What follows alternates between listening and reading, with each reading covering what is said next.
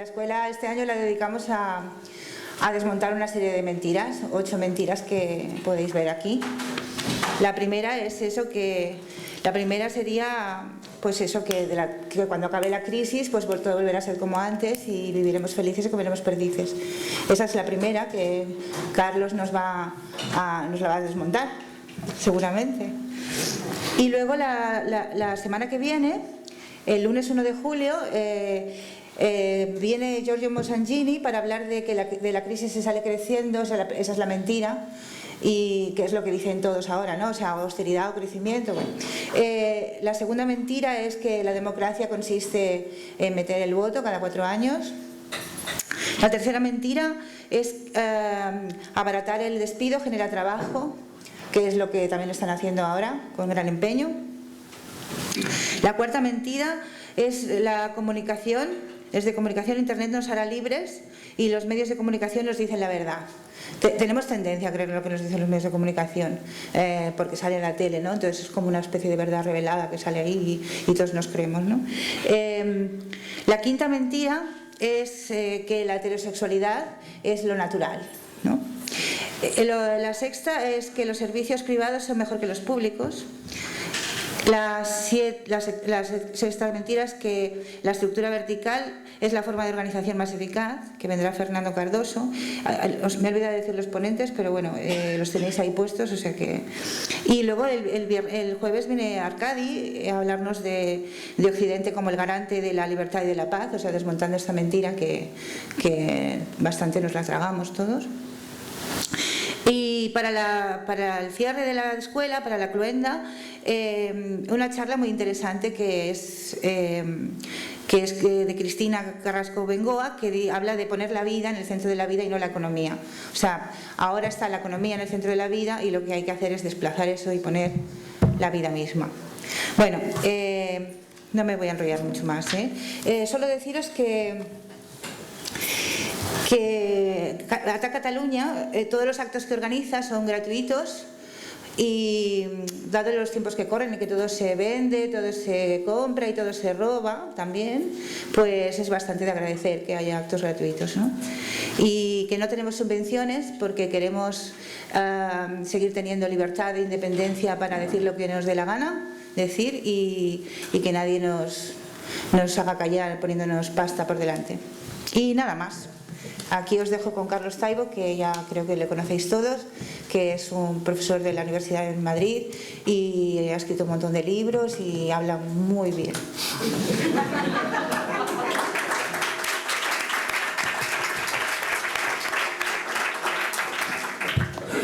Pues no me parece a mí que hables tan rápido, ¿eh? Dices muchas mentiras, sobre todo al final, pero... Bueno, yo voy a intentar trasladaros mi visión relativa a dos cuestiones distintas que voy a entrelazar en mi discurso. Por un lado, lo que yo entiendo que está ocurriendo, eso que hemos dado en llamar con mayor o menor fortuna la crisis, y por el otro, el perfil de nuestras alternativas. Me parece bien que como título para esta exposición se proponga algo que he intentado repetir muchas veces en el transcurso de los últimos meses. La propuesta mayoritaria dentro de lo que con alguna ligereza voy a describir como la izquierda tradicional sugiere que tenemos que buscar una salida social a la crisis. Reflexionad un momento sobre lo que está implícito en esa propuesta. Si el mayor horizonte, o al menos el horizonte primero, es buscar una salida social a la crisis, parece legítima la conclusión de que lo que nos están diciendo es que el proyecto mayor consiste en regresar al año 2007, antes del estallido de la crisis financiera, como si aquello que teníamos en el 2007 fuera merecedor de particular apoyo y como si aquello que tenemos ahora no guardase una estrechísima relación con lo que teníamos en el año 2007. Esta es una visión aberrantemente cortoplacista, con la que no coincido ya no por su textura en sí misma, sino porque mi diagnóstico de lo que está ocurriendo subraya que el capitalismo, como tendré la oportunidad de señalarlo un poco más adelante, se encuentra en un momento de corrosión terminal de tal manera que el colapso del sistema está mucho más cerca de lo que pudiera parecer. Con lo cual, si uno le presta atención en exclusiva a la crisis, estará olvidando el problema de fondo que es la condición del capitalismo y de sus reglas del juego. No tenemos que buscar una salida social a la crisis, sino una salida global al capitalismo. Algo que admitiré de buen grado, que es más difícil, pero que considero que es una tarea inexcusable si realmente queremos encarar los problemas importantes. ¿Cuál es la primera observación que quiero haceros? Sabéis que desde hace años me encuentro en una pelea para difundir la propuesta del decrecimiento. Hoy he leído en El País un comentario en la portada que creo que nos emplazaba de nuevo ante el problema de siempre. El País decía: el pacto europeo que han suscrito los señores Rajoy y Rubalcaba recibe el respaldo del 90% de los diputados presentes en el Congreso en Madrid. Un pacto por el crecimiento y contra la austeridad. Me parecía que era un mensaje dramático y me he preguntado en dónde quedábamos quienes no creemos en el crecimiento, quienes defendemos la austeridad, atribuyendo, claro, a esta palabra un significado diferente que el vinculado con los recortes y las agresiones contra los derechos, y quienes por añadidura, y en este caso el tercer argumento es más llamativo que los anteriores, en realidad no nos sentimos cómodos tampoco en el 10% restante de los diputados. Esto es, ya no es que estemos muy alejados de ese 90% de quienes creen supersticiosamente en el crecimiento y rechazan la austeridad. Es que ni siquiera aquellos que postulan un proyecto distinto a ese gran pacto europeo guardan una relación expresa con lo que estamos defendiendo. Si alguien me pide que resuma de manera rápida qué es lo que nos dice la propuesta del decrecimiento, me atreveré a adelantar 3 elementos. El primero da cuenta de un límite biológico. Si vivimos en un planeta con recursos limitados, no parece que tenga mucho sentido que aspiremos a seguir creciendo ilimitadamente. No olvidéis que la huella ecológica del Estado español es de 3,5. ¿Qué significa esto? Que para mantener las actividades económicas hoy existentes en España precisamos 3,5 veces el territorio español. ¿Cómo se resuelve esto? Ejerciendo una presión sin cuento sobre los países del sur del planeta y reduciendo llamativamente los derechos de las generaciones venideras a las que llevamos camino de entregar un planeta literalmente inhabitable. Lo segundo que nos dice la propuesta del decrecimiento es que en los países ricos del norte opulento tenemos que reducir los niveles de producción y de consumo para restaurar niveles de huella ecológica aceptables. Pero nos dice algo más, que tenemos que introducir reglas del juego muy diferentes de las hoy imperantes. ¿En qué estoy pensando? La primacía de la vida social, que hemos ido dilapidando, absorbidos por la lógica de la producción, de la competitividad y del consumo. El ocio creativo, frente a las formas de ocio siempre vinculadas con el dinero que se nos ofrecen por todas partes. El reparto del trabajo, también por cierto el de cuidados. Una vieja demanda sindical que infelizmente fue muriendo con el paso del tiempo. La necesidad de reducir el tamaño de muchas de las infraestructuras que empleamos. La recuperación de la vida local, en un escenario de reaparición de fórmulas, de democracia directa y de autogestión, o en fin, y en el terreno individual, la sobriedad y la sencillez voluntarias. La propuesta del decrecimiento, en fin, nos dice una tercera cosa. Subraya de manera muy rotunda que podemos vivir mejor con menos. Lo digo de otra forma. La propuesta del decrecimiento no tiene un cariz triste y sombrío. Siempre que me refiero a esto, subrayo en paralelo que su referente mental no lo aportan unos lamas que viven aislados en un monasterio en una cumbre del Himalaya, por respetable que pueda ser esta opción. A menudo me siento tentado de recordar que los principales teóricos del decrecimiento reivindican, en materia de intercambio sexual, valga la paradoja, un crecimiento de las relaciones correspondientes, que justifican sobre la base de ¿qué? De la necesidad de recuperar esa vida social que hemos ido dilapidando, absorbidos por la lógica de la producción, del consumo y de la competitividad. No sé si el año pasado aquí mismo tuve la oportunidad de referirme a esto. Últimamente me da por contarlo porque me hace gracia. En febrero de 2012 me invitaron a hablar sobre decrecimiento en la Asamblea Popular del 15M en el Escorial en Madrid. Y en un momento determinado dije esto que acabo de decir. Y recuerdo que al final de la charla se me acercó un varón de unos 40 años de edad y me dice: hay una cosa que has contado, Carlos, que me ha gustado muchísimo. Dice: anda, ¿y qué es? Eso de que tenemos que follar más y mejor. Dice: hombre, yo no lo he dicho exactamente así. Y este buen hombre agrega: no te importará que te dé un consejo, ¿verdad, Carlos? Dice: no, dime. Cuéntalo de follar al principio de la charla y luego ya sueltas todo ese rollo de la autogestión y de la democracia. Bueno, como veo que os he hecho gracia, os voy a contar una segunda vinculada con lo mismo. Cuando tengo más tiempo y hablo sobre decrecimiento, en otro tramo de la charla subrayo que la lógica propia de la familia no es la lógica del beneficio neoliberal. Más bien, la lógica de la familia es la del don, el regalo, la gratuidad. Cuando los padres costean los estudios de sus hijos, no lo hacen esperando obtener con el paso del tiempo alguna contraprestación económica.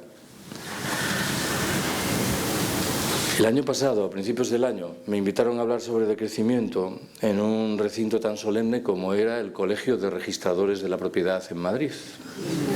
Y nadie me avisó de que tenía sentado al lado a un exdiputado del Partido Popular, miembro del Opus Dei, catedrático de Filosofía del Derecho y hoy ponente constitucional sobre lo del aborto. Y lo cierto es que la primera intervención fue de este buen señor, que de manera cordial, vaya por delante, vino a sugerir que yo tenía un buen cacao en la cabeza, que por un lado defendía el libertinaje sexual y por el otro la familia y sus reglas del juego. Y agregó que a su entender había una frase de Woody Allen que reproducía bien lo que yo quería decir, confesando sin embargo que no se acordaba de la frase. Yo sabía de sobra cuál era la frase, pero me pareció que no era el lugar adecuado para rescatarla, por razones que inmediatamente comprobaréis, tanto más cuanto que estaba delante la exministra de Vivienda, Beatriz Corredor. ¿Sabéis cuál era la frase de Woody Allen? La que dice: masturbarse está bien, pero follando se conoce gente. Que tengo un amigo que dice que hay una frase de Woody Allen sobre esto mucho mejor, que es esa que dice: lo que más me gusta de la masturbación son los cariñitos posteriores. Segunda observación que quiero haceros, y ahora retomo el tono serio. Si la pelea por el decrecimiento coloca en primer plano los derechos de las generaciones venideras y también, por cierto, los derechos de las demás especies con las que compartimos el planeta Tierra, malo sería que la asumiésemos a costa de rebajar el sentido de fondo de nuestras luchas históricas en provecho de la justicia y de la igualdad. Y malo sería tanto más en un momento como el presente, en el que la justicia y la igualdad están sometidas a agresiones extremas. Voy a intentar retratar el perfil de esas agresiones de la mano de tres observaciones. La primera asume la forma de una estimación estadística. Las diferencias en términos de riqueza entre el 20% mejor situado y el 20% peor emplazado, de la población española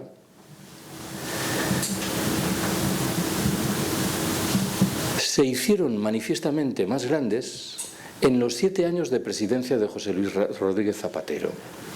Si eran de 5,2 a 1 en el año 2004, pasaron a situarse en un 7,5 a 1 en el año 2011. Ojo, si con un gobierno socialista en Madrid, en la Moncloa, las desigualdades se expandieron de forma tan notable, ¿qué es lo que no estará ocurriendo ahora con un gobierno popular? Segundo de los datos, que me permite relacionar lo de la desigualdad y la injusticia con lo del decrecimiento. La economía española en el año 2007, antes del estallido de la crisis llamada financiera, era 100. Hoy estamos probablemente en un 96. Alguien dirá, tampoco es un retroceso tan dramático. Parto de la firme convicción de que nuestro problema no radica ni en el 100, ni en el 96, ni en el 110 que nuestros dirigentes políticos gustarían de alcanzar pronto. Nuestro problema radica, antes bien, en la pésima distribución de esa riqueza. Parto de la certeza de que, con 80 y los recursos bien distribuidos, podríamos vivir mejor con menos todas y todos. Voy a por el tercer dato. Quienes me habéis escuchado hablar alguna vez sobre decrecimiento, sabéis el empeño que pongo en subrayar que lo de la alta velocidad ferroviaria es un ejemplo de libro del problema correspondiente. Retrata, creo yo, que de una manera muy gráfica muchas de las miserias imperantes en una sociedad como la nuestra. No me voy a referir ahora al destrozo ecológico provocado por la construcción de las líneas correspondientes. Tampoco lo voy a hacer a la desertización ferroviaria que acarrea el AVE. Voy a olvidar los problemas muy graves que se derivan del cierre paralelo de muchas de las líneas del ferrocarril convencional, para intentar rescatar la dimensión social del proyecto correspondiente. He contado muchas veces que hace años escuché en labios de un colega andaluz un comentario sobre esto que me pareció singularmente atinado. Dijo: la alta velocidad ferroviaria es un ejemplo de libro, de cómo los integrantes de las clases populares celebran con alegría que con los impuestos que pagan se construyan líneas de alta velocidad que van a servir prácticamente en exclusiva a los integrantes de las clases pudientes. Hace casi 3 años, en el otoño de 2010, el entonces ministro de Fomento, el señor Blanco, convocó en Madrid una rueda de prensa para promocionar la nueva línea de alta velocidad que debía comunicar, bien sabéis que lo hace ya, Madrid y Valencia. En el transcurso de esa rueda de prensa, echó mano de una estimación desoladora. Lo sería al menos si entre nosotros hubiese periodistas con un mínimo de sentido crítico. Dijo: la nueva línea de alta velocidad Madrid-Valencia-Madrid está llamada a permitir que se reduzca en un 55% el tráfico aéreo entre esas dos ciudades, en un 25% el tráfico en automóvil y en un 5% el tráfico en autobús. Retraduzco el que entiendo que es el significado insorteable de estas 3 cifras. Se han invertido miles de millones de euros de dinero público para prestar una nueva infraestructura ferroviaria que está llamada a permitir que la mitad de los ricos que se movían en avión entre Madrid y Valencia cambien al tren, mientras la abrumadora mayoría de los pobres que se desplazaban en autobús van a seguir desplazándose en autobús. Esto que os cuento conduce irremisiblemente, a mi entender, a formular una pregunta que puede parecer tontorrona, pero que creo que da en el clavo de la cuestión. ¿Quién tiene tanta prisa en la vida como para necesitar llegar de Madrid a Valencia o de Valencia a Madrid en 1 hora y 35 minutos? Respondo: los ejecutivos de las grandes empresas. Están trazando un sistema de transporte público ferroviario sobre la base de los intereses singularísimos de una escueta minoría de la población, mientras se deterioran las posibilidades de transporte al alcance de la mayoría. ¿Por qué digo esto último? Alguien podría razonar con un poco de ingenuidad diciendo: bien, si aparece una nueva oferta, la del AVE, pero no se dañan las ofertas anteriores al AVE, nadie podrá decir que está perdiendo. No es esto lo que ocurre. Cuando el AVE emerge, desaparecen como por ensalmo los trenes de precio razonable. Algo que creo justifica la conclusión de que hay un deterioro objetivo en las posibilidades de transporte al alcance de la mayoría. Tercera observación que quiero haceros. Sabéis sin duda que somos víctimas de una genuina estafa en los últimos años. Bueno, en los últimos años. Alguien dirá, de siempre. Pero la estafa de los últimos años presenta un perfil consolidado. Se vincula, también lo sabéis, con una palabra mágica, la palabra deuda.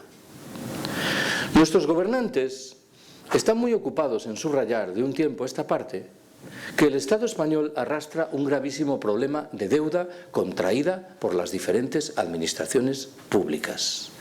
Mentira.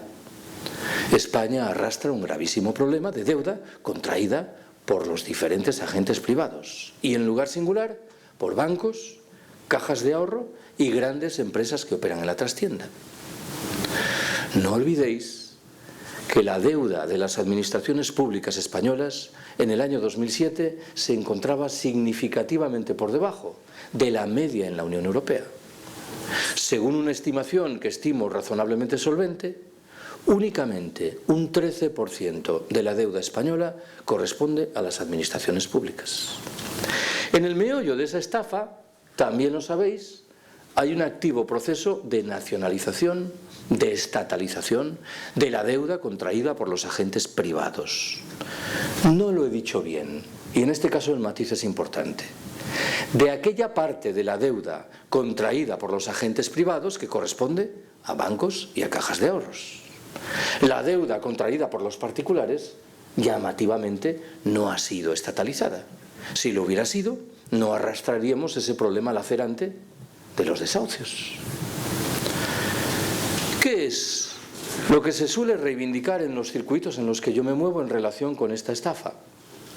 Lo primero que se pide, y es importante, es una auditoría seria sobre la deuda. Tenemos derecho a alimentar dudas sin cuento en lo que respecta a los datos oficiales que se manejan, que probablemente edulcoran la realidad. Esto que acabo de decir, de que la deuda de las administraciones públicas es un 13% del total, podría ser un engaño en sí mismo, que fuera un porcentaje aún menor. Lo segundo que estamos demandando es que se proceda a distinguir entre la deuda legítima y la ilegítima. La deuda legítima sería aquella que en virtud de argumentos razonables tenemos que pagar. La ilegítima es, por el contrario, la derivada de esa estatalización de la deuda contraída por bancos y cajas de ahorros en virtud de operaciones especulativo-financieras. ¿Por qué tenemos todas y todos que asumir el pago de esa deuda? Lo tercero que estamos diciendo es que debe extremarse la legislación en lo que respecta a la evasión fiscal y al trasvase de fortunas ingentes a otros países o paraísos fiscales. Muchos de los problemas de la deuda desaparecerían como por ensalmo si las políticas gubernamentales en relación con esto fueran moderadamente serias. Y lo último que estamos demandando es que, siquiera solo fuera simbólicamente, alguien acabase en la cárcel por esto. Permitidme ya que haya tirado la toalla y reclame simplemente el simbolismo. Durante un par de semanas tuve que tragarme estas sucias palabras cuando encarcelaron al señor Blesa, pero ya sabéis lo que ha ocurrido, que al final resulta que es la Fiscalía General del Estado la que pide la libertad de Blesa. Bueno, quien no lo quiera ver, no sé qué más está esperando. Ojo, y no confundamos las cosas, porque hay quien piensa que el hecho de que Díaz Ferrán esté en la cárcel guarda alguna relación con esto. No tiene ninguna relación. Remite, me imagino yo, a reyertas internas entre los grandes grupos empresariales, habida cuenta de que Díaz Ferrán tenía un talento especial para contraer deudas con todo el mundo. Tercera observación, no he acabado con ella. Malo sería que lo hubiera olvidado. Una conclusión legítima de lo que acabo de deciros es que debemos rechazar el pago de buena parte de la deuda que nos quieren endosar. Subrayo esto para llamaros la atención sobre el hecho de que, sin embargo, hay otras deudas que están por ahí y que estas sí deberíamos pagar. Son fundamentalmente tres. La primera es una deuda histórica con las mujeres, víctimas de una doble explotación y víctimas, más allá de ello, de una permanente marginación en el terreno simbólico y en el material. La segunda es una deuda con los integrantes de las generaciones venideras, a los que antes sugerí llevamos camino de entregar un planeta literalmente inhabitable. Y la tercera y última de las deudas lo es con muchos de los habitantes de los países del sur. No vaya a ser que reconstruyamos nuestros maravillosos estados del bienestar a costa de ratificar atávicas relaciones de explotación y de exclusión. Es muy importante, a mi entender, subrayar el vigor de estas tres deudas. que probablemente son más onerosas que la derivada de la estafa vinculada con la deuda financiera, pero que en cualquier caso es de justicia pagar. Doy ahora sí el salto a una cuarta cuestión. Acaba de cruzarse por mis labios un concepto que merece una reflexión crítica: el estado del bienestar. ¿Por qué digo que merece una reflexión crítica? Los estados del bienestar son formas de organización económica y social propias y exclusivas del capitalismo. Se asientan en un procedimiento de delegación de la toma de decisiones que coloca sistemáticamente en otras manos las tareas principales al respecto, de tal suerte que cancela cualquier perspectiva de autogestión y de socialización. Beben del proyecto histórico de una fuerza política muerta, la socialdemocracia. Se asientan en un sindicalismo de pacto que muchos pensamos ha ido perdiendo dramáticamente fuelle. No parece que hayan resuelto convincentemente esos problemas de explotación y marginación de las mujeres que he mencionado antes. Tienen una condición ecológica difícilmente sostenible, en la medida en que son formas de organización estrechamente vinculadas con la era del petróleo barato que ya ha tocado su fin. Cierro mis consideraciones subrayando que no exhiben ninguna condición visible de solidaridad con los habitantes de los países del sur que he mencionado hace unos momentos. Bueno, asumo a partir de este momento mis contradicciones. Creo que la crítica que acabo de enunciar de los estados del bienestar es irrenunciable. Pero claro, no puede traducirse, sospecho que por razones obvias, en la conclusión de que de lo anterior se deriva la conclusión de que yo debo decirle a un anciano que tiene que renunciar a su pensión y a la atención en un ambulatorio de la Seguridad Social. Aquí se perfila un problema evidente que intentaré retratar de la mano de un ejemplo casi personal. Hace 4 o 5 años, pierdo ya la cuenta, se produjeron movilizaciones estudiantiles vinculadas, me parece recordar, con la llamada Ley Orgánica de Educación, la LOE.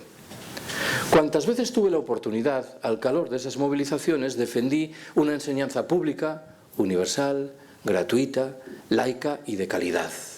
Pero un buen día, mientras enunciaba esa retahíla, recordé que cuando yo era un estudiante universitario hace muchos años, criticábamos agriamente la enseñanza pública porque entendíamos que era un mecanismo central de reproducción de la lógica del capital. Y ojo que creo yo que no íbamos desencaminados. ¿Qué es lo que ha ocurrido en el transcurso de los 30 últimos años? Que hemos ido retrocediendo de manera tan preocupante que en un momento determinado, cargados de razón, decidimos cavar una trinchera y salir en defensa de la sanidad y de la educación pública.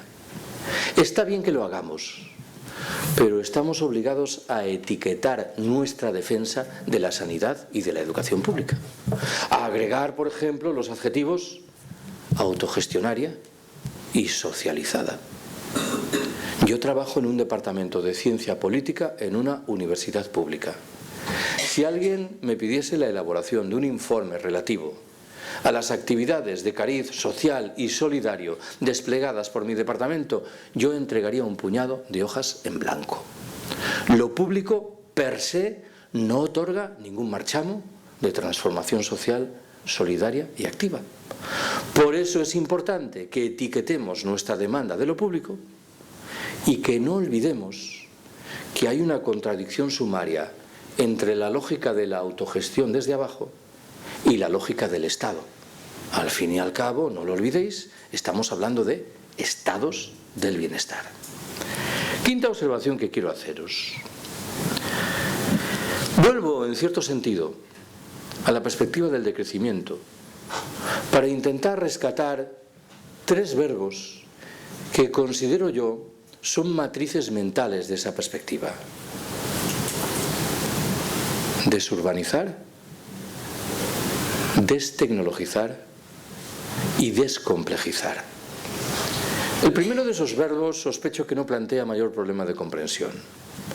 Remite a algo que bien conocéis, Los últimos 100 años de la historia en la Europa occidental se han caracterizado por un activísimo proceso de urbanización que se ha saldado con una práctica desaparición de la vida rural y de los valores y sabidurías correspondientes, que a menudo se olvidan. Esto ha conducido a un escenario irracional de gigantescas ciudades infladas y cada vez más difícilmente habitables.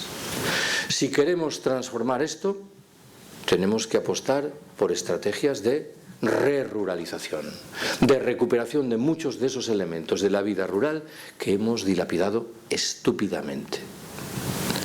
Admitiré de buen grado, en segundo término, que lo de la destecnologización incorpora cierta carga de provocación. Si tengo que enunciar el argumento de forma más mesurada, diré que debemos sopesar con mucha cautela la condición de muchas de las tecnologías que se nos imponen y no dar por descontado que tienen una dimensión manifiesta, rotundamente emancipatoria.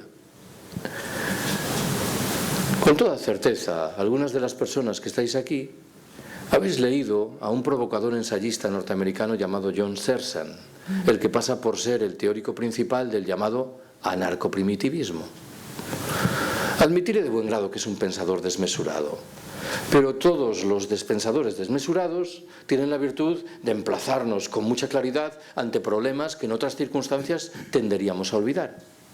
Searson dice que todas las tecnologías creadas por el capitalismo llevan por detrás la impronta de la explotación, de la jerarquía y de la división del trabajo, de tal manera que a duras penas se pueden utilizar en provecho de proyectos genuina y creíblemente emancipatorios. Yo no voy tan lejos en mi conclusión, pero creo que el argumento está bien guiado, al menos en su dimensión de invitación a sopesar críticamente esa presunta dimensión liberadora de muchas de las tecnologías que utilizamos. Es, por cierto, este un debate claramente inserto en la lógica argumental del movimiento del 15 de mayo. En el 15 de mayo hay determinados segmentos que dicen que ha llegado el momento de abandonar la asamblea en la calle o en la plaza y de sustituirla por el ordenador en virtud de un procedimiento que permite que cada cual, en solitario, en su casa, emita juicio sobre unas u otras materias. Claro, si me acojo a la defensa obscena que he realizado antes de la vida social que tenemos que recuperar, esta propuesta es extremadamente delicada. Remite más bien a la lógica del individualismo liberal en su versión más abyecta. El tercer y último verbo que invoqué es el verbo descomplejizar. La tesis que voy a defender sugiere que hemos ido aceptando, sin pensarlo mucho, sociedades cada vez más complejas. Y que una de las paradojas que se deriva de esa aceptación es que somos cada vez más dependientes.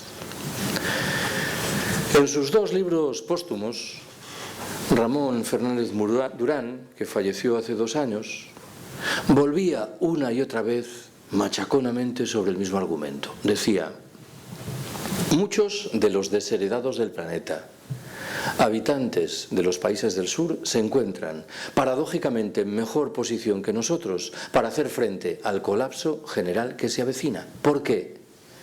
Viven en pequeñas comunidades humanas. Han mantenido una vida social mucho más rica que la nuestra. Han preservado una relación mucho más fluida que la que nosotros mantenemos con el medio natural. Han alimentado sociedades profundamente igualitarias. Y en último término, son mucho más independientes de lo que lo somos nosotros. Pensad, y no es mucho imaginar, que los suministros de petróleo dejan de llegar a una sociedad como la nuestra. Todo esto se desmorona literalmente de la noche a la mañana. Para evitar que tal cosa ocurra, si es que estamos a tiempo, nuestra apuesta lo tiene que ser inevitablemente por descomplejizar nuestras sociedades. Sexta observación que quiero haceros. Ayer estuve en Madrid en la Audiencia Nacional asumiendo lo que en los hechos era un marrón para mí: ejercer de perito en un juicio contra 4 independentistas gallegos. Y mi tarea fundamental consistía en desentrañar las contradicciones, los excesos de 2 informes de la Guardia Civil y de un tercero de la Policía Nacional. Pero la verdad es que de mi lectura de esos informes se derivó la conclusión de que lo más llamativo no era lo que decían, sino aquello que ocultaban. Esto que os cuento lo digo ahora porque a menudo es más ilustrativo, a efectos de perfilar la visión que uno defiende de la realidad, llamar la atención sobre lo que no debemos hacer antes que prestarle esa atención a aquello que debemos hacer. Cuando asumo esta tarea, siempre me acojo a un recinto preciso, el de la vida sindical. ¿Cuáles son, desde mi punto de vista, las preguntas que uno tiene que plantear a un sindicalista que sea consciente y que busque objetivamente transformar la sociedad en la que vivimos? Son 3. La primera es la relativa a cómo trabajamos. Las palabras alienación y explotación han desaparecido llamativamente hace muchos años del discurso de las cúpulas de los 2 sindicatos mayoritarios españoles, cuando determinan y poderosamente nuestra vida cotidiana dentro y fuera de los centros de trabajo. Todavía me sorprende encontrar a sindicalistas de comisiones obreras y UGT que inopinadamente dicen que esto de la explotación y de la alienación no es importante. ¿Cómo que no es importante? Buena parte de nuestros traumas personales guarda relación con lo que ocurre al calor de esos 2 conceptos. La segunda pregunta que tenemos que hacer, estrechísimamente relacionada con la anterior, es ¿para quién trabajamos? Los sindicalistas de la CNT y de la UGT, antes de 1936, lo tenían muy claro. Luchaban por dejar atrás el capitalismo. No es esta la percepción de las cúpulas de los 2 sindicatos mayoritarios españoles, que parecen aceptar que el capitalismo es como el aire que respiramos, una realidad incontestable. La tercera y última pregunta nos interroga por el qué hacemos, qué es lo que producimos, qué bienes generamos, qué servicios dispensamos. No vaya a ser que lo que hacemos hoy ponga en un brete, por ejemplo, los derechos de esas generaciones venideras que he mencionado antes. Creo que de manera general estoy obligado a subrayar que a mi entender tenemos problemas con el discurso sindical, no solo con el discurso de las cúpulas de los sindicatos mayoritarios.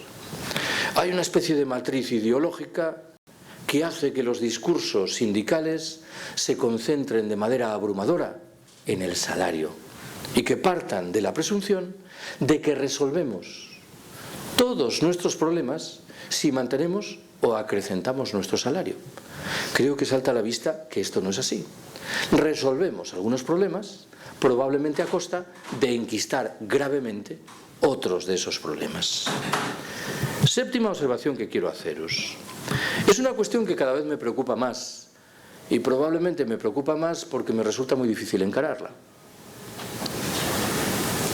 Todos los conceptos que manejamos tienen una dimensión generacional que comúnmente se nos escapa.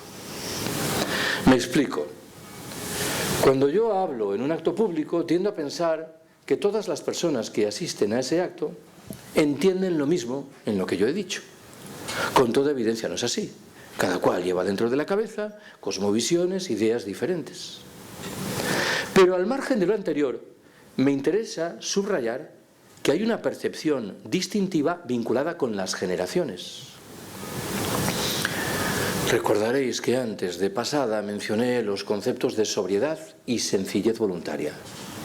El significado de esos 2 conceptos es diferente a los ojos de alguien que nació en 1930, de alguien que lo hizo en 1970 o de alguien que tiene hoy 15 años de edad.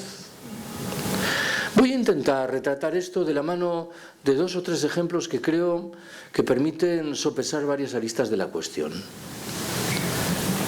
El primero se refiere a una figura que existía en nuestros trenes hace 15 o 20 años antes de la irrupción de la modernidad que nos castiga. La de un anciano que procedía a comer en el tren y sacaba un bocadillo y una pieza de fruta. El arrobo con el que ese anciano contemplaba y manoseaba esos alimentos, solo podía explicarse por una razón muy precisa: le habían faltado en algún momento de su vida. Quienes tuvimos la suerte de nacer después, tenemos con los alimentos una relación mucho menos de hechizo. Pareciera como si estuviesen ahí y nunca hubiese registrado uno ningún problema para acceder a ellos. El segundo ejemplo lo he recordado muchas veces. Todos los años en Madrid recibo una llamada de un grupo de señoras muy mayores que me invitan a dar una charla. La edad media es de unos 80 años. Creedme que es un grupo de señoras admirables. Hace 4 años me preguntaron de qué quería hablarles y yo respondí que quería hablar del decrecimiento. Pero lo cierto es que el día previsto para mi charla yo no tuve tiempo de prepararla. Prepararla en este caso significa sentarse un momento en una mesa, pensar en quién te va a escuchar, reorientar los ejemplos, las anécdotas. Le conté a estas buenas señoras lo que suelo contar cuando hablo de decrecimiento y debo confesaros que lo hice con bastantes temores. El principal era el de que aquello no encajase, si tengo que ser un poco exagerado, de que me linchasen a la salida. No fue tal cosa lo que ocurrió. Estas señoras, a mi entender, comprendieron rápidamente lo que dice el decrecimiento. ¿Por qué? Especulo. Creo que volvieron la mirada atrás, al decenio de 1950. Una etapa, por muchos conceptos, muy dura de su vida. El franquismo más oscurantista y ultramontano. Y sin embargo, el recuerdo que tenían del significado preciso que en esa etapa exhibían los conceptos de sobriedad y sencillez voluntaria era manifiestamente grato. Para que me entendáis, estoy pensando en un momento en el que un jersey tenía que durar 7 años y en el que era literalmente impensable tirar a la basura un mendrugo de pan. Es interesante lo que yo entiendo que está por detrás de lo que acabo de contaros. Estas buenas señoras, claramente insertas desde mucho tiempo atrás en la rueda de la sociedad de consumo, conservaban, sin embargo, en su cabeza una parte razonablemente virgen, que convenientemente estimulada podía provocar sorpresas en su conducta y en sus actitudes cotidianas. Voy a por un tercer ejemplo. Esta miseria lacerante, que es el programa de Bolonia en las universidades, a mi entender, y dándole muchas vueltas a la cosa, solo tiene una virtud. Los profesores nos vemos obligados a impartir seminarios a todas horas, y no queda muy claro qué es lo que podemos hacer en esos seminarios. La salida que yo he encontrado estriba en organizar debates con los alumnos. Debo confesaros que sospecho que los alumnos realmente no aprenden nada al calor de esos debates, pero los profesores sí. Escuchamos a nuestros alumnos y obtenemos una información preciosa sobre lo que piensan, sobre por dónde van los tiros. Me viene ahora a la memoria que hace 3 años, al calor de uno de esos seminarios, me pasaron 2 cosas divertidas. Era un seminario sobre el franquismo. Y entonces, hace 3 años, ahora ya no lo hago, al final del seminario yo promovía una encuesta a brazo alzado, que era un poco desafortunada. Decía, de quienes estáis aquí, quiénes simpatizáis y quiénes rechazáis el franquismo. Permitidme que aclare que estoy hablando de grupos de primero de una facultad de Derecho. Grupos de unas 40 personas y siempre había 5 o 6 personas que levantaban el brazo y declaraban simpatizar con el franquismo. Pero en uno de esos grupos solo levantó el brazo un alumno, que por su vestimenta se ajustaba al prototipo del ácrata de la clase. Pañuelo palestino, cinta en la cabeza, y yo por un momento pensé que era objeto de un programa de cámara oculta a ver cómo reaccionaba. Y el caso es que, de manera un poco descortés, le dije, te estás descojonando de mí, ¿no? Y el hombre me ofreció una explicación relativa a los pantanos que había construido Franco y dije, bueno, sí, dejémoslo así. Y el caso es que ese día de la semana me tocaba a mi hija Ana, que entonces tenía 15 años. Y yo, como estaba imbuido del espíritu del debate sobre Franco, le pregunto a Ana, oye, Ana, ¿tú de Franco qué piensas? Y lo primero que me dice es, era un hijo puta. Bueno, Ana, pero tendrás alguna idea más elaborada. ¿Y qué creéis que me responde? Sí, que era el abuelo de una que concursa en Mira quién baila. que dicho sea entre paréntesis, es la crítica más demoledora de la figura de Franco que he oído nunca. La que más le molestaría a Franco. El personaje prominente pasa a ser la nieta y él es el abuelillo que queda ahí en lugar marginal. Cuando yo he escuchado en muchas ocasiones a mis alumnos intervenir en esos debates derivados de Bolonia, descubrí con pesadumbre el eco ingente que sobre la mayoría de ellos ejerce la idea de que las sociedades solo progresan en virtud de la competición, del codazo más descarrado. Ojo, que es una idea difícil de desmantelar. Parece ser refrendada por un sinfín de lógicas y de comportamientos económicos y sociales. Alguna vez se me ocurre recomendar a mis alumnos la lectura de un libro maravilloso. Su título es El apoyo mutuo y su autor es un señor llamado Piotr Kropotkin. Sabéis que Kropotkin fue uno de los grandes teóricos del anarquismo a caballo entre los siglos XIX y XX, pero a menudo se olvida que fue también un científico de renombre internacional. Muchos de sus artículos estuvieron colgados muchos años en la Enciclopedia Británica. ¿Qué es lo que hace Kropotkin en el apoyo mutuo? Demostrar que hay muchos y muy enjundiosos ejemplos de sociedades animales que progresan a través de la colaboración, de la cooperación y de la solidaridad. Y romper con este discurso biologicista que nos invita a concluir que la especie humana está indeleblemente marcada por la lógica de la competición. Intuyo que algunos de mis alumnos están empezando a situarse en esta última perspectiva, siquiera solo sea de resultas de un dato fundamental que se deriva de la crisis. Durante mucho tiempo hemos interpretado que cada nueva generación que entraba vivía mejor que las anteriores. Mi abuelo vivió mejor que mi bisabuelo, mi padre vivió mejor que mi abuelo, yo he vivido mejor que mi padre. Estamos en condiciones de afirmar que los jóvenes que entran ahora en el mercado de trabajo, es una expresión un poco elíptica, van a vivir mejor que los integrantes de mi generación. ¿Van a encontrar efectivamente un empleo? ¿Se van a beneficiar en su caso de un subsidio de paro? ¿Van a cobrar dentro de 40 años una pensión? Me temo que nadie está en condiciones de responder de manera taxativamente afirmativa a todas estas preguntas que nos emplazan ante una genuina crisis de la civilización capitalista y que probablemente, vuelvo a la carga con el argumento, están provocando un sibilino cambio en las percepciones económicas y sociales de esos jóvenes hechizados con la virtud vinculada con la lógica de la competición. Octava observación que quiero haceros.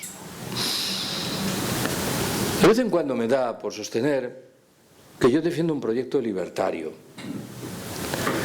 Siempre que lo hago, me veo en la obligación de aclarar qué significa esto. Alguien se preguntará, ¿por qué no has echado mano del adjetivo aparentemente más claro, anarquista? Porque el adjetivo anarquista, a mi entender, comprendo que lo que digo ahora es discutible, incorpora una carga ideológica excesiva. Cabe suponer que alguien es anarquista porque ha leído a Bakunin, a Kropotkin y a Malatesta y se adhiere a las ideas correspondientes. Son lecturas muy recomendables, pero no es esta la perspectiva que me interesa ahora. Me interesa, antes bien, el horizonte de gentes que en virtud de su experiencia personal, vital, no ideológica, han llegado a la conclusión de que hay que defender la asamblea de base, la autogestión y la democracia directa. Sean cuales sean sus adhesiones, sean estas personas anarquistas o no lo sean. Desde mi punto de vista, hay tres rasgos de un proyecto libertario hoy que merecen ser atendidos. Subrayo que lo de libertario retrata mejor esta condición porque es un adjetivo menos ideológico. El primero de esos rasgos lo voy a aparcar porque inmediatamente me ocuparé de él. Lo enuncio sin más. La apertura de espacios de autonomía en los cuales procedamos a aplicar reglas del juego diferentes. El segundo de esos rasgos le otorga el peso que corresponde a las primeras iniciativas, a las pequeñas iniciativas. Hace varios años publiqué un libro sobre los movimientos antiglobalización y decidí encabezarlo con una cita extraída de Los viajes de Gulliver de Jonathan Swift. La cita recoge el momento en el que el protagonista, que entonces es el gigante, está dormido, tumbado en la arena de una playa. Los enanos de Lilliput se acercan al cuerpo del gigante y deciden atarlo al suelo con un sinfín de pequeñísimas ligaduras. Saben perfectamente que cada una de esas ligaduras por separado no sirve para nada, pero intuyen que la multiplicación del número de ligaduras impide al final que el gigante se levante. Es una metáfora interesante, que tiene un refrendo en nuestra vida cotidiana. Me molestan mucho las gentes que descalifican lo que hacen los demás. Está bien criticar, claro que sí, enunciar lo que uno interpreta que no se está haciendo bien, pero la descalificación no conduce a ningún lugar, tanto más cuanto que parece partir de la presunción de que el descalificado es una persona peor que uno.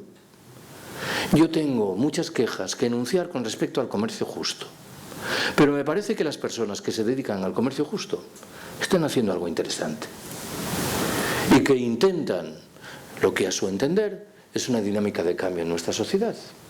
Está bien, claro que sí, que critiquemos el comercio justo, pero no descalifiquemos esas pequeñas iniciativas que pueden introducir cambios que, sumados los unos con los otros, pueden perfilar un escenario distinto. El tercer y último pilar de un proyecto libertario llama la atención sobre lo que yo considero que es una diferencia ontológica entre ese proyecto y los propios de lo que, de nuevo con alguna ligereza, llamaré izquierda tradicional. La percepción central de la izquierda tradicional dice: tenemos que demostrar que somos más numerosos y más fuertes del sistema que queremos derrotar. La perspectiva libertaria no es muy diferente, pero introduce un agregado. Dice: tenemos en efecto que ser más numerosos y más fuertes que el sistema que queremos derrotar, pero no debemos olvidar en modo alguno que formamos parte de ese sistema, de tal manera que eso que rechazamos ejerce con demasiada frecuencia una influencia poderosísima en nuestra conducta. En un lenguaje que ya no es el de hoy, probablemente por fortuna, Cornelius Castoriadis hace 30 o 40 años se refirió al constante renacimiento de la realidad capitalista en el seno del proletariado. Si no somos conscientes de esto, difícilmente saldremos adelante ante muchas de las tesituras delicadas que tenemos que afrontar. Novena y penúltima observación que quiero haceros. Cuando hablo sobre decrecimiento, suelo recordar que hace 4 o 5 años se publicó en Francia un libro en cuyo propio título el autor subrayaba lo que consideraba que eran semejanzas muy notables entre la crisis de 1929 y la del momento presente. A buen seguro que este ensayista francés en modo alguno deseaba transmitirnos un mensaje tranquilizador. No olvidéis que la crisis de 1929 estuvo en el origen del asentamiento de los fascismos en la Europa del decenio siguiente. Estuvo en el origen, si así lo queremos, de la propia Segunda Guerra Mundial. Yo tengo la impresión, sin embargo, de que la comparación queda un poco coja. ¿Por qué? Nos hemos acostumbrado a utilizar la palabra crisis en singular para identificar la modulación financiera del fenómeno. Y olvidamos con demasiada frecuencia que en la trastienda hay otras crisis, ahora en plural. ¿En qué estoy pensando? En el cambio climático, que es una realidad que ya está ahí y que no tiene ninguna consecuencia saludable. En el encarecimiento inevitable, en el medio y en el largo plazo, de los precios de la mayoría de las materias primas energéticas que empleamos. En los problemas demográficos que castigan en singular a determinadas regiones del planeta, en el mantenimiento de la situación de postración que padecen tantas mujeres, o en la persecución, en fin, y por dejarlo ahí, del expolio de la riqueza humana y material de los países del sur. Si cada una de estas crisis, por separado, es suficientemente inquietante, la combinación de todas ellas me parece literalmente explosiva. ¿Cuál es el escenario, creo yo, que opera en la trastienda? Ya sé que lo que voy a decir a continuación es polémico y que uno puede ordenar los datos de maneras muy diversas, de tal suerte que llegue a conclusiones distintas. Si solo le prestamos atención a la crisis financiera, es legítima la conclusión de que el capitalismo se encuentra en un periodo feliz y exultante. Alguien dirá, ¿cómo si no podríamos explicar que con enorme osadía esté acometiendo agresiones contra derechos y libertades? Esto solo lo hace un sistema que se encuentra en una posición de manifiesta vitalidad. Ahora bien, si ampliamos la órbita de nuestra atención y vamos más allá de la crisis financiera, incorporando las otras 5 que acabo de mencionar, la conclusión es manifiestamente diferente. Y sugiere que el capitalismo se ha adentrado en una etapa de corrosión terminal. El capitalismo es un sistema que históricamente ha mostrado una formidable capacidad de adaptación a los retos más dispares. La gran pregunta hoy es la relativa a si no está perdiendo dramática y rápidamente los mecanismos de freno que en el pasado le permitieron salvar la cara. Si llevado de un impulso al parecer incontenible, encaminado a acumular espectaculares beneficios en un periodo de tiempo muy breve, no está acabando su propia tumba, con el agregado, claro, de que dentro de la tumba estamos nosotros, de tal manera que se va a desmoronar sobre nuestras cabezas. Lo digo de otra forma. Uno tiene el deber de criticar agriamente al capitalismo por haber sido de siempre un sistema injusto, explotador y excluyente. Pero convengamos al mismo tiempo que fue un sistema razonablemente eficiente. ¿En qué sentido? En el sentido de que permitió garantizar que la mayoría de los empresarios obtuviesen los beneficios que deseaban alcanzar. Hoy ni siquiera esto es evidente. Estos neoliberales que durante 3 decenios han rechazado orgullosamente todo tipo de intervención de los poderes públicos en la economía, ¿qué es lo primero que han hecho cuando las cosas han venido mal dadas? Coger el teléfono y llamar a los ministerios, a las consejerías, a los ayuntamientos para demandar las ayudas preceptivas. ¿Qué mejor indicador de ineficacia y de corrosión en su funcionamiento? La propia imprevisión dramática con la que el capitalismo obsequia a la crisis ecológica me parece que nos emplaza ante la misma conclusión.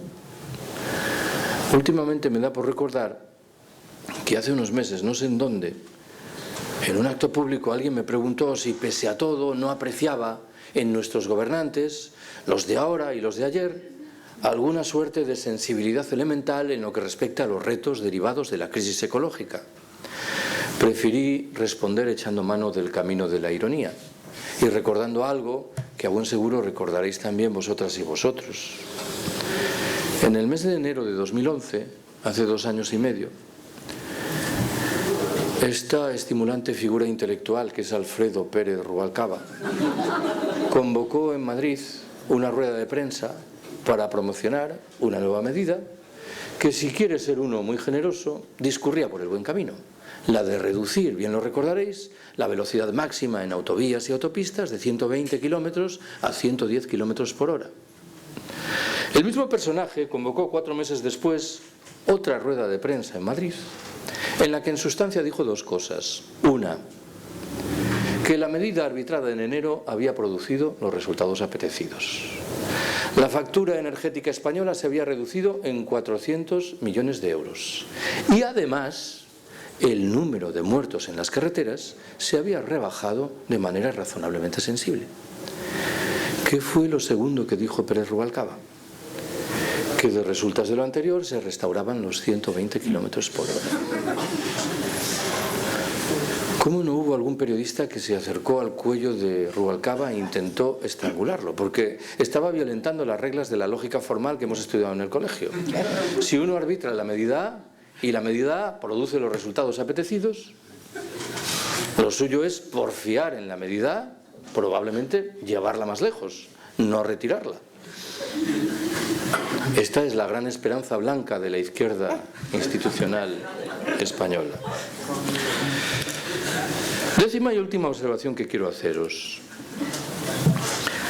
En un par de momentos se ha cruzado en mis labios una palabra, a mi entender, decisiva, que falta dramáticamente en el discurso de nuestros dirigentes políticos, también los de la izquierda que viven las instituciones: la palabra colapso. He traído ahí varias copias de un libro de un señor llamado Michael Joker, que tiene un título provocativo: Historia de España, 2014-2033, crónica de un colapso. La tesis principal que se despliega en ese libro es que el Estado español, y más allá del Estado, la sociedad, colapsa en virtud de la conjunción de 4 elementos. Una crisis social agudísima, ya estamos en ella. El despliegue de fórmulas autoritarias cada vez más evidentes, ya estamos en ello. Ayer me expulsaron de la Audiencia Nacional porque, según la versión del juez, estaba sugiriendo que la Guardia Civil y la Policía Nacional prevaricaban en sus argumentos. Debo subrayar que la cosa fue tan fuerte que los propios peritos de la Guardia Civil quedaron sorprendidos. Es decir, los beneficiarios dijeron: pero ¿esto qué es exactamente? Es decir, era un escándalo incluso para la propia Guardia Civil. ¿Cómo sería el escenario de la...? El tercer elemento es el cambio climático, con sus efectos indelebles, que, por cierto, por aquí vais a padecer de manera muy llamativa. Y el cuarto y último, las secuelas del encarecimiento insorteable de los precios del petróleo y del gas natural. El libro está publicado en el año 2034, y esto quiere decir que Joker sabe de lo que habla. Vivió todos esos años y arroja una luz que yo creo que debiera iluminarnos. Lo del colapso, en el mundo en el que yo me muevo, suscita en realidad 2 reacciones diferentes. La primera es crudamente realista. Dice: no nos queda más remedio que aguardar a que llegue el momento del colapso. ¿Por qué? Porque será la única manera de que la mayoría abrumadora de nuestros conciudadanos tome nota de lo que tienen que hacer. He descrito esta posición como crudamente realista, pero ahora agregaré que es desoladora. No nos engañemos. El colapso se traducirá, por definición, en una multiplicación espectacular de los problemas y en una reducción paralela de nuestra posibilidad de encararlos. La segunda de las posiciones es la mía, y tiene un cariz visiblemente voluntarista, en el sentido de que disfruta de un apoyo social muy limitado. Nos habla de la necesidad urgente de abrir espacios de autonomía en los cuales procedamos a aplicar reglas del juego diferentes de las que se nos imponen. Este es un debate, de nuevo, claramente inserto en la lógica discursiva del movimiento del 15 de mayo. De vez en cuando me da por sugerir que en realidad dentro de ese movimiento hay 2 grandes posiciones. La primera entiende que el cometido mayor del 15M estriba en elaborar propuestas en la confianza de que serán escuchadas por nuestros gobernantes.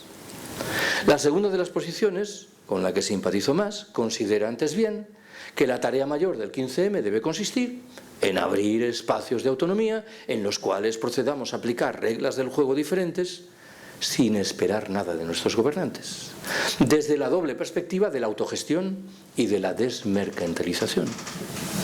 Estoy pensando en lo que suponen los grupos de consumo, las ecoaldeas, las cooperativas integrales, las formas de banca ética y social, o el incipiente movimiento de trabajadores que en régimen autogestionario y cooperativo se hacen con la dirección de empresas que están al borde de la quiebra. Probablemente el año pasado, aquí mismo, llamé la atención sobre cómo, desde mi punto de vista, este proyecto, que parece utópico e irreal, es infinitamente más realista hoy que las propuestas que emanan de la socialdemocracia tradicional. En el buen entendido de que no estoy defendiendo en forma alguna un proyecto de pequeñas comunas aisladas de tal forma que cada cual de ellas intenta salir adelante. Estoy hablando del viejo proyecto libertario de la autogestión generalizada. Cuando yo escucho o leo a nuestros economistas socialdemócratas de bandera empeñados en sugerir que un elemento central para resolver nuestros problemas es el que pasa por la creación de una banca pública, debo confesaros que me quedo un poco perplejo. ¿Por qué? Porque me veo en la obligación de formular una pregunta muy prosaica. ¿Cuánto tiempo podemos aguardar a la creación de una banca pública? Tanto más cuanto que el procedimiento correspondiente debe pasar inexorablemente por el cauce de partidos, parlamentos e instituciones. ¿Cuánto tiempo, y me remito a la metáfora española, habrá de discurrir para que Izquierda Unida tenga 180 diputados en el Congreso en Madrid? ¿Y qué será de Izquierda Unida cuando alcance 180 diputados? Esta es otra pregunta que tiene tanta enjundia o mayor que la anterior. Me temo que en esas condiciones es, paradójicamente, mucho más realista el proyecto de los espacios de autonomía, siquiera solo sea por una razón fácil de identificar. Podemos sacarlos adelante aquí y ahora, sin pedir autorización a nadie. Yo no sé si el año pasado aquí mismo me dio por acabar de la misma manera, pero a mí me parece que es una forma ingeniosa de volver al principio de todo. He contado muchas veces que en septiembre de 2011 me invitaron a participar en un debate sobre el 15M en Turín, en Italia. Y de ese viaje, que fue muy rápido, un día y medio, tengo dos recuerdos. El primero asumió la forma de una conversación que escuché mantenían un colega francés y otro italiano. Ya sé que expresado así suena a chiste, pero era una conversación real. El francés le dice al italiano: yo a vosotros los italianos no os comprendo. A los varones italianos, que presumís de vuestra condición de seductores, de don Juanes, y luego admiráis o al menos votáis a un personaje tan infecto como Berlusconi, que paga prostitutas para sus fiestas nocturnas. El italiano, muy tranquilo, no negó la mayor. Dijo: es verdad que en mi país hay mucha gente que admira o al menos vota a Berlusconi, pero no es por lo que tú has dicho. ¿Cómo que no es por lo que yo he dicho? Lo admiran porque paga a las prostitutas con dinero público, que no es exactamente lo mismo. Claro, la regla del juego es muy diferente. Puede parecer un matiz irrelevante, pero admiran al pillo que se sale adelante.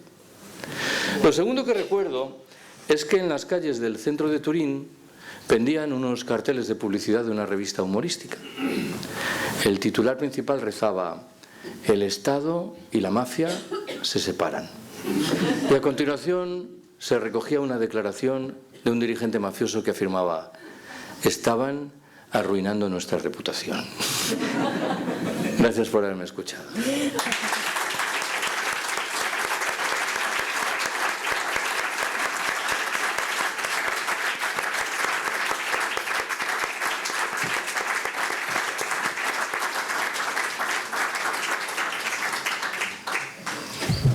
Bueno, pues ahora empieza el debate y lo que queréis preguntar o debatir o las ideas que queréis decir, pues adelante. Parece que esto no va. Sí, se ha oído bien, ¿eh? Este. Oh, mierda. No funciona. Pero bueno, podéis hablar un poco fuerte y si os oye.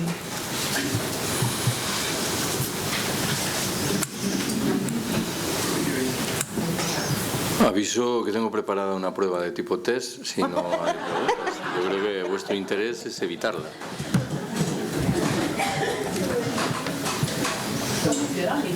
No, no funciona este. Funcionaba, pero ahora no va.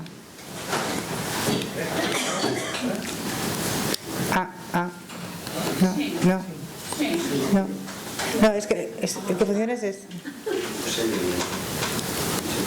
Bueno, tú mismo. Bueno, yo con el repaso que has hecho de todos los temas que has tocado, no tengo nada que... Lo único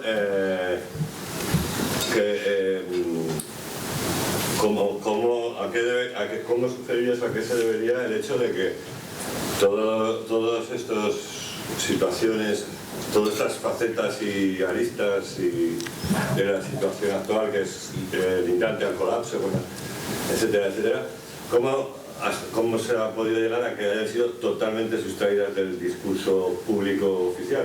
Digamos, ya no en una crítica profunda, sino al menos tecnocrática. como por ejemplo en los casos de ecología y otros casos, la que ya no tiene ni componentes políticas, pero ha sido sustraída al debate más, digamos, de la... Ahora sí. Toma. Oficial, sea institucional o de los medios públicos, o sea, simplemente de los medios, de la ciudadanía en su mayoría. Bueno, ya he hablado, o sea, ya no me hace falta. Era esa o sea, ¿cómo han conseguido? Evidentemente, en el fondo está que, o sea, es el gran triunfo del neoliberalismo, que ha conseguido sacar todos los elementos de crítica, incluso en el sentido más superficial, del debate público, político y general, hasta el extremo de, digamos, de anular, o sea, completamente. Bueno, yo creo que las explicaciones mayores son tres. Una, el cortoplacismo ha penetrado en nuestras cabezas. Han conseguido introducirlo de manera tan sólida que todos, en los hechos, funcionamos en muchas ocasiones conforme a códigos cortoplacistas, que nos invitan a buscar la resolución de los problemas más inmediatos y aparca la de aquellos que no quedan tan cerca. Esto guarda una relación expresa con la lógica política al uso. Nuestros dirigentes piensan en las próximas elecciones y eso es inevitablemente cortoplacista. Los grandes problemas vinculados con la lógica del colapso remiten a cuestiones que están más allá del corto plazo, con lo cual lo del colapso desaparece. Un segundo elemento es, cómo no, la primacía de los intereses de las grandes corporaciones económico-financieras, que son por definición, de nuevo, intereses de corto plazo. Cuando oía tu pregunta, me ha venido a la memoria una discusión que muchas veces acometí años atrás, relativa a las curiosas opciones energéticas avaladas por los gobernantes norteamericanos. Yo solía decir, Estados Unidos arrastra un problema energético cada vez más grave. ¿Por qué? Porque su capacidad de producir materias primas energéticas es sensiblemente menor que el crecimiento de su economía. En un escenario como ese, la lógica diría que los Estados Unidos deberían introducir fuentes alternativas de energía, deberían reducir el consumo, rebajando el despilfarro. ¿Por qué, sin embargo, no asumían medidas elementales en este terreno? Porque las reglas del juego las seguía dictando la industria del petróleo, en su defecto la industria del gas natural. Recordad que en la época de Bush no había que buscar ningún tipo de metáfora. Bush, el vicepresidente Cheney, la secretaria primero de Defensa y luego de Estado, Condoleezza Rice, habían desarrollado buena parte de su actividad profesional en la industria del petróleo. Hasta el año 2001 hubo un petrolero de la Chevron que se llamaba Condoleezza.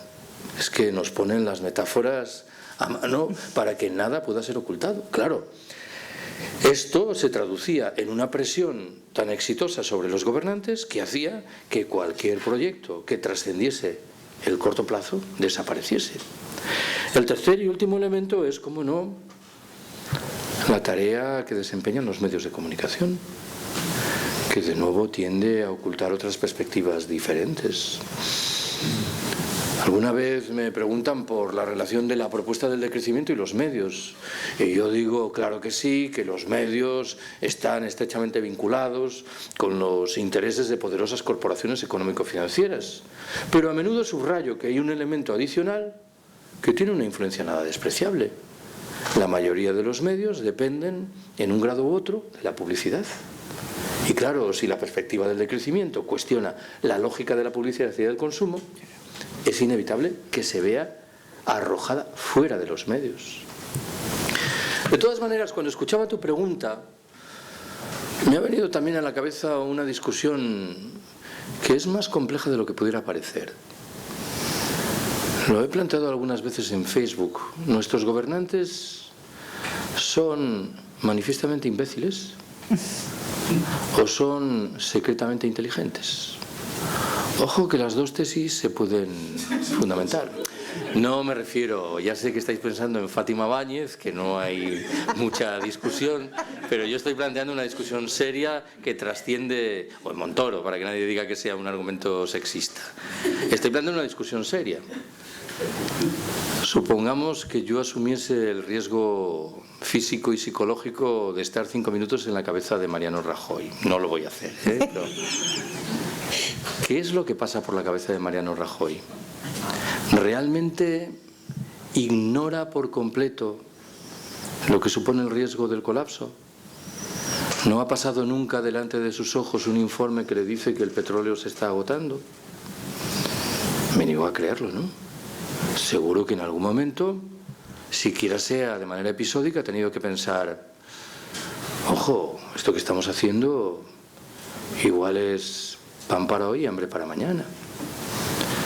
Bueno, la otra perspectiva es que se encuentran tan dramáticamente al servicio de esos intereses privados tan connotados, que no es que sean imbéciles, sino simplemente que su proyecto político consiste en defender esos intereses.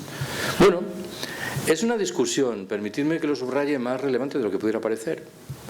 Bromas aparte, que es lo que hacen nuestros gobernantes. Son rematadamente estúpidos por su incapacidad de calibrar dónde estamos, o por el contrario, no son nada estúpidos y que están moviendo el carro de esos intereses a efectos de privilegiar aún más esos intereses en virtud de un proyecto de darwinismo social militarizado. Ojo, tiro piedras ahora sobre mi propio tejado. Antes dije que no apreciaba en el capitalismo realmente existente ninguna conciencia de los retos que se derivan de la crisis ecológica, pero sí que hay una respuesta incipiente: el despliegue de fórmulas de darwinismo social encaminadas a marginar a buena parte de la población planetaria y preservar la condición de privilegio de una minoría elegida, no sé si 300 millones u 800 millones de personas.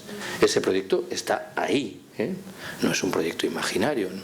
Es un proyecto que tiene ya señas de identidad. Entonces, bueno, muchas gracias porque ha sido una exposición maravillosa y a mí me ha dado mucho que pensar.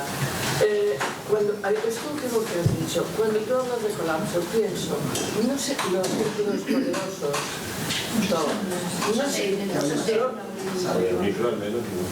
los poderosos No van. No se están preparando, no están ellos no tienen ya un reducto para que el colapso no les llegue a ellos. O sea, es una pregunta que me hago. O el colapso será para todos, ¿no? Buena pregunta. Acabo de manejar un argumento que igual es preferible que formalice más. Muchas veces, muchísimas, he recomendado la lectura de un libro de un periodista alemán llamado Karl Ameri. El libro se titula Auschwitz, comienza el siglo XXI, entre signos de interrogación. La tesis principal que defiende Ameri en ese libro sugiere que estaríamos muy equivocados si concluyésemos que las políticas que defendieron los nazis alemanes 80 años atrás remiten a un momento histórico coyuntural, singularísimo y por ello afortunadamente irrepetible. Ameri nos emplaza antes bien a estudiar en detalle esas políticas. ¿Por qué? Porque bien pueden reaparecer entre nosotros en los años venideros, no defendidas ahora por ultramarginales grupos neonazis, sino postuladas por algunos de los principales centros de poder político y económico, cada vez más conscientes de la escasez general que se avecina y cada vez más firmemente decididos a preservar esos recursos escasos en unas pocas manos en virtud de un proyecto de darwinismo social militarizado. Ojo, que alguien podría sentir la tentación de decir que esto que estoy contando es demasiado imaginativo y especulativo. No lo es en modo alguno. Cuando uno examina el contenido de las políticas que alentó el anterior presidente norteamericano, George Bush hijo, y que en muchos casos ha heredado infelizmente el actual, descubre las señas de identidad de un proyecto como este.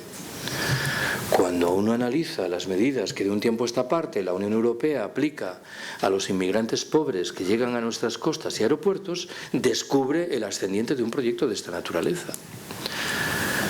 Hace años me daba por invocar un ejemplo probablemente más cercano geográfica y conceptualmente. Esta otra estimulante figura intelectual que es José María Aznar, cuando era presidente del gobierno español, repetía machaconamente una frase que comúnmente pasaba inadvertida. Decía: Mi gran proyecto consiste en colocar a España en plenitud en el club de los países más ricos. Ojo con la frasecita, que tiene más miga de lo que pudiera parecer. ¿Cómo la sopeso yo? Bueno, yo suelo decir, imaginaos que yo abandono la casa de Elizalde y me encuentro con un compañero de colegio al que hace 30 o 40 años que no veo. El juez de ayer de la Audiencia Nacional era mi compañero de pupitre en el colegio. Qué fuerte. Y era un buen tipo. Hasta ayer. No, hasta hace muchos años, ¿eh? No, hasta ayer no. Maticemos. Creo que dejó de ser un buen tipo. No voy a... Es un amargado, vamos a dejarlo así. Imaginaos que me encuentro con un compañero de colegio al que hace 30 años que no veo, mantenemos la conversación inevitable y yo le pregunto, ¿y tú? ¿A qué te dedicas? ¿Qué haces? Y él me respondiese, yo estoy intentando convertirme en uno de los hombres más ricos del mundo. Yo me quedaría así y pensaría inmediatamente de que estaba delante de un genuino imbécil, ¿no? No me malinterpretéis, no estoy diciendo que sea este el adjetivo que conviene al expresidente del gobierno español, aunque tampoco lo voy a descartar por completo. José María Aznar era un extraterrestre, pero el Aznar que se expresaba a través de esa frase no estaba haciendo otra cosa que reflejar las creencias abrumadoramente mayoritarias de una sociedad hechizada en la idea de que seremos más felices cuanto más consumamos. Hace 10 años el resultado de una encuesta disparó entre nosotros muchas expectativas, lo recordaréis bien. Un 92% de los ciudadanos españoles declaraban rechazar una intervención militar de los Estados Unidos en Irak. Hoy sabemos que ese altísimo porcentaje arrastraba trampas saduceas. ¿Por qué? En parte por una razón biológica. A cualquier persona bien nacida le preguntan si apoya o no una guerra y experimenta un impulso reflejo encaminado a rechazarla. Pero en parte por una razón más sólida. ¿Qué habría ocurrido si nos hubiesen preguntado si estábamos dispuestos a renunciar a una parte significativa de nuestros ingresos con el objetivo de permitir una masiva y restitutoria transferencia de recursos camino de los países pobres? Mi respuesta es fácil. Habría engordado entonces la rúbrica del no sabe, no contesta, que es la manera ingeniosa de liberarse de las preguntas delicadas. El problema de la frase de Aznar es que uno puede imaginar perfectamente que la repitiese su sucesor en la presidencia del gobierno, José Luis Rodríguez Zapatero. Y si alguien piensa que me equivoco, diré que escuché varias veces esa misma frase en labios de Rodríguez Zapatero. El proyecto correspondiente no solo es profundamente inmoral, es también, y a esto voy, escasamente inteligente. ¿Por qué? Los críticos de la globalización capitalista hace años que acuñaron un concepto que yo creo que tiene la virtud de la plasticidad. Es lo que llaman la sociedad del 20/80. Nos decían, la globalización está llamada a permitir que un 20% de la población planetaria, una quinta parte, viva en la opulencia, mientras las 4/5 partes restantes van a quedar condenadas a una lucha feroz para sobrevivir. Ese 80% de desheredados acabará por llamar a nuestra puerta. No es la metáfora adecuada, acabará por derribar nuestra puerta. Y ya no por moralidad, sino por estricta inteligencia, sería saludable que intentásemos hacer algo para evitarlo en el buen sentido. Yo tengo la impresión, y respondo a la segunda parte de tu pregunta, que admito de buen grado que plantea una discusión muy compleja, que el colapso lo va a ser para todos. Que una de las grandes ingenuidades del discurso oficial consiste en pensar que ese proyecto de darwinismo social militarizado puede traducirse en el establecimiento de islotes en los cuales la vida siga con un sinfín de estrategias de bienestar mientras los demás se hunden. En realidad ese es el proyecto que relata Joker en Madrid y en Barcelona. Determinados barrios se convierten en islotes, aislados e hiperprotegidos de la mugre que puebla el resto de la ciudad en un escenario tétrico. Bueno, me temo que cuando estamos hablando de la crisis ecológica sería una ingenuidad pensar que alguien puede escapar por completo a eso. Digamos, el cambio climático castiga, el agotamiento de las materias primas energéticas en la metáfora de Joker tiene efectos visibles. ¿Por qué? Porque aunque la única energía que queda está al servicio de los ricos, necesitan asignarla de manera masiva a sus servicios de seguridad, con lo cual ellos mismos acaban siendo víctimas de la escasez. Comprendo de todas maneras que esta es una discusión abierta, pero mi intuición es que el colapso, aunque es verdad que a unos los castiga más que a otros, es muy difícil que no tenga efectos indelebles sobre todos. Lo digo de otra manera, lo del colapso es una locura para todos, incluso para los beneficiarios de ese proyecto de darwinismo social.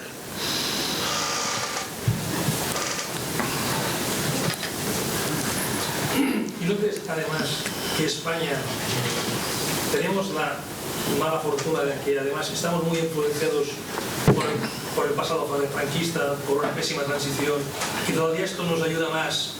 Es decir, creo que se ha juntado lo peor de lo peor. Es decir, venir de una mala transición, de una época que todavía estamos en fase borbónica, y además se le ha sumado el neoliberalismo atroz. Y esto nos hace todavía estar mucho más atrás que en varios países de Europa y del resto del mundo. ¿Qué opinión te da eso más o menos? Me genera sensaciones encontradas. Por un lado, creo que tienes buena parte de razón. El escenario se caracteriza por una quiebra general de todos los grandes mitos que nos han atenazado en los últimos 35 años. Has mencionado dos, el de la transición y el de la propuesta neoliberal. Yo me siento tentado de agregar un tercero, aunque admitiré de buen grado que tiene mucho que ver con la propuesta neoliberal, la Unión Europea. Claro, no olvidéis que a principios del año pasado corrió por ahí una encuesta que concluía que solo el 28% de los ciudadanos españoles creían en la Unión Europea. Ojo, que es un dato muy llamativo. Hace media docena de años el porcentaje correspondiente con certeza se emplazaba por encima del 70 o del 80%. Ha habido una quiebra de la credibilidad que se extiende en efecto a la transición.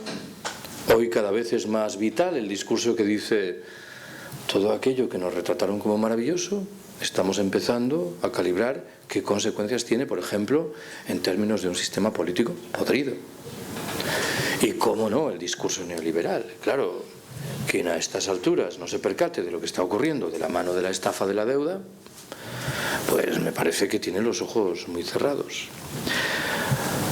Lo que ocurre es que alguien dirá que esto, que es un escenario muy delicado, no deja de tener la dimensión positiva de que a mucha gente se le están abriendo los ojos. Y esto abre tal vez la perspectiva de un proyecto más imaginativo de contestación que el que se despliega en democracias asentadas, en las cuales no existe o no existe en los mismos términos el problema de la transición, o la relación con la Unión Europea ha sido de siempre más razonable, menos idealizadora. Aún así, lo que ocurre es que mientras te escuchaba me venía a la cabeza alguna discusión que yo creo que es importante que retomemos. ¿Por qué? Porque muchas de las respuestas que la izquierda tradicional, vuelvo a lo de la izquierda tradicional, intenta arbitrar para resolver algunos de estos problemas, a mí me parece que están naufragando en sí mismas. Ya sé que tendría que asumir una discusión sobre la débil vertebración nacional del Estado español, pero la esquivaré ahora.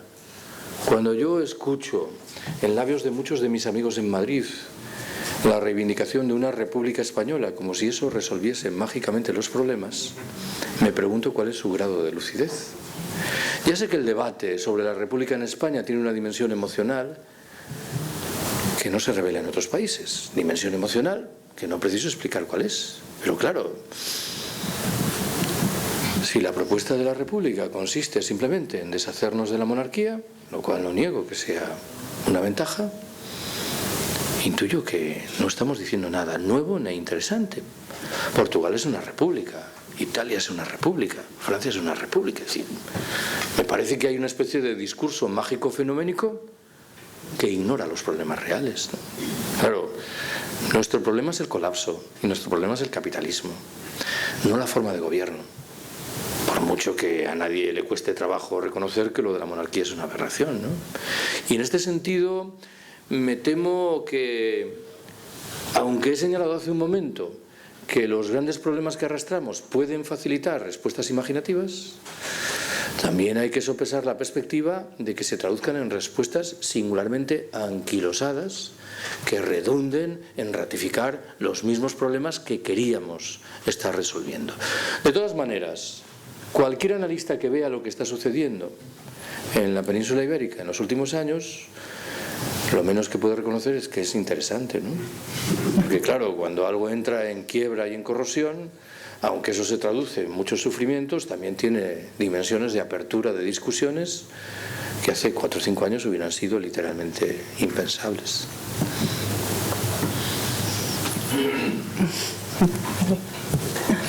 Sí, pues hemos utilizado, para mí, en todo eso tenemos, sí, un poco más alto, por favor, vale. Pues hemos utilizado 2 palabras clave, de crecimiento y autogestión. ¿Cómo interpretamos con estas palabras lo que está pasando en Brasil?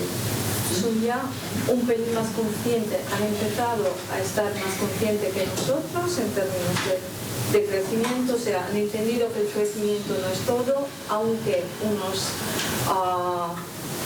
periodistas italianos en concreto que he leído no entendían lo que estaba pasando. Dice, ¿qué pasa en Brasil? Es un país que está creciendo y daban ahí un montón de datos y mi interpretación es que quizás no hayan entendido que el crecimiento no es todo, pero otra palabra clave que hemos utilizado, autogestión, aún no han entrado en la etapa de la autogestión. Yo creo que hablando en propiedad no han entrado en ninguna de esas 2 etapas, ni la del decrecimiento ni la de autogestión. Pero en cualquier caso es evidente, en lo que respecta a la autogestión, más discutible lo del decrecimiento. A ver, si esta escuela de verano de Atac Catalunya se dedica a desmontar mitos, y uno de los mencionados tiene que ver con esto, es obvio que hay que desmontar el mito de las economías emergentes, que es un mito que, por cierto, ejerce cierta influencia sobre la izquierda tradicional, en la medida en que, de manera bien pensante, se viene a decir hay otros modelos distintos del capitalismo occidental. Claro, uno tiene la obligación de preguntarse qué modelos son estos, y me temo que se caracterizan esencialmente por reproducir los elementos más perversos del capitalismo occidental. China, la India, Brasil. Creo que esta es una de las pocas discusiones en las que el consenso es casi universal, lo de que Brasil va a estallar. Lo escucha uno, en la mayoría de los ciudadanos brasileños. El comentario suele ser: mantendrán la burbuja artificialmente hasta que pase el Mundial del Fútbol y los Juegos Olímpicos de 2016, y después esto entrará en quiebra técnica. Digamos, la situación brasileña de hoy es la española de hace 10 años. Claro. Alguien dirá, claro, que la revuelta de estos días implica un escenario diferente del español. ¿Por qué? La revuelta española se produce ya en la crisis, cuando el sistema ha entrado en una fase delicadísima. Y la brasileña se produce, al menos en teoría, en un momento en el que la crisis no ha llegado. Claro, esta es una manera de describir las cosas que ignora que el escenario social brasileño es tétrico, ¿no? Es el escenario de una clase muy pudiente, de una incipiente clase media y de miseria expandida por todas partes. Una miseria, no preciso decirlo, mucho mayor que la nuestra de hace 10 años. Y tal vez esto explica por qué se anticipa la respuesta. La percepción de lo que está ocurriendo en Brasil entre nosotros merecería una reflexión larga para la que no estoy particularmente preparado. Me limito a rescatar un elemento que el otro día procuré subrayar en Facebook porque me pareció que había un mensaje icónico que era extremadamente poco afortunado. Recogía 5 fotografías. Las 4 primeras eran de manifestaciones multitudinarias en Brasil, Turquía, Chile y Grecia, me parece. Alguna de ellas con fuego de por medio. Y la quinta y última imagen, que se pretendía retratarse en nuestra situación era la de dos perroflautas sentados en un banco fumándose un porro. A mí me produjo indignación la imagen. Asumo que podía tener una lectura respetable, la de decir, estamos dormidos mientras otros están en la calle protestando. Vale, aceptado. Aunque claro, alguien ecuánime diría, sí, pero hace 2 años era al revés. Eran los brasileños y los turcos los que se miraban en nuestro espejo. Pero claro, la metáfora que está detrás de lo del perroflauta me produce bastante indignación. ¿Por qué? Hombre, porque hubiera preferido, ya puestos a buscar un indicador de la miseria que corre una sociedad como la nuestra, que en vez de 2 perroflautas hubiesen aparecido Toxo y Méndez dialogando con el rey en el Palacio de la Moncloa, ¿no? Que me parece un indicador mucho más sólido de lo que tenemos entre manos, ¿no? La última cuestión que habría que abordar es en qué medida en Brasil los gobernantes en serio están tomando cartas en el asunto. Claro, alguien dirá que el Partido del Trabajo, por razones históricas y de proximidad temporal, exhibe una sensibilidad social que no tenía ni el Partido Socialista ni tiene el Partido Popular en España. Pero me satisface poco el argumento. Creo que cuando un partido se integra en la estructura del poder, acaba por reproducir los elementos tradicionales de la lógica. Y que Dilma Rousseff es literalmente incapaz de ponerle un collar al capitalismo brasileño y de imponer reglas del juego diferentes, ¿no? En ese sentido, lo que a mí me gustaría es que empezasen a llegar noticias que dan cuenta del despliegue de proyectos autogestionarios en Brasil.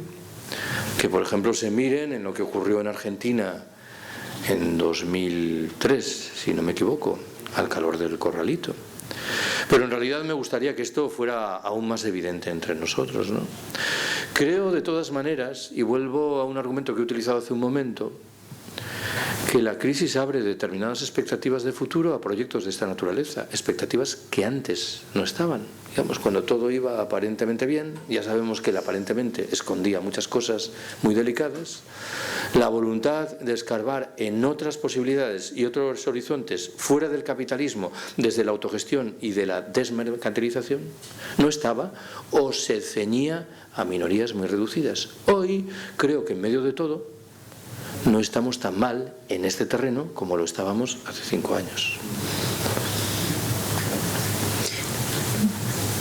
Bueno, mi pregunta es mucho más sencilla y se enfoca... Esas son las peores, ¿eh? Esas son las peores. Se enfoca en lo que tú has hablado de alternativa.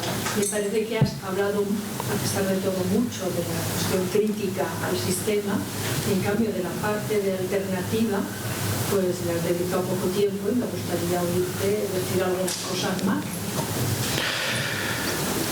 Bueno, pese a lo que acabas de sugerir, yo he puesto el acento en una alternativa principal, que es la creación de esos espacios autónomos, que he vinculado con los conceptos de autogestión y desmercantilización. Ojo, por cierto, parece más vistoso lo de la autogestión, pero tiene tanto relieve como eso lo de la desmercantilización. Busquemos fórmulas de organización económica y social en las cuales no sea el beneficio privado lo que prime, sino antes bien la lógica solidaria. Las cooperativas integrales creo que reflejan bien el sentido de fondo de este proyecto. A ello hay que agregar la perspectiva del decrecimiento, la conciencia de los límites medioambientales del planeta. Y todo ello debe sumarse, porque creo que es inevitable y de cajón, a una contestación activa del capitalismo.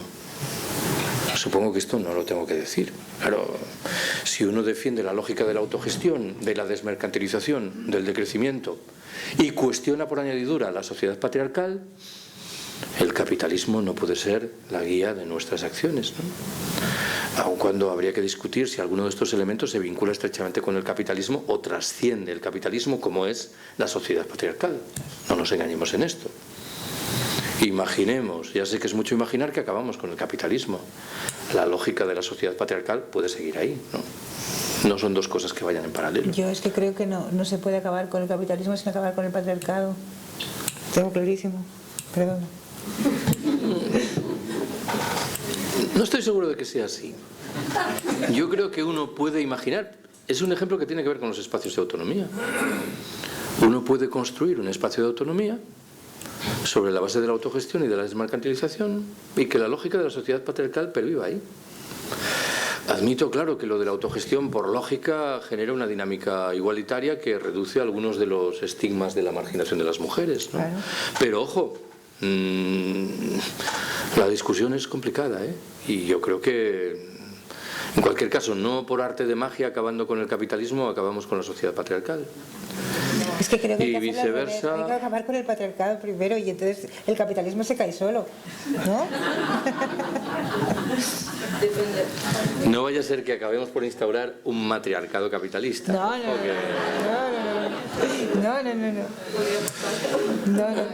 No me desenvuelvo con mucha soltura en esa discusión.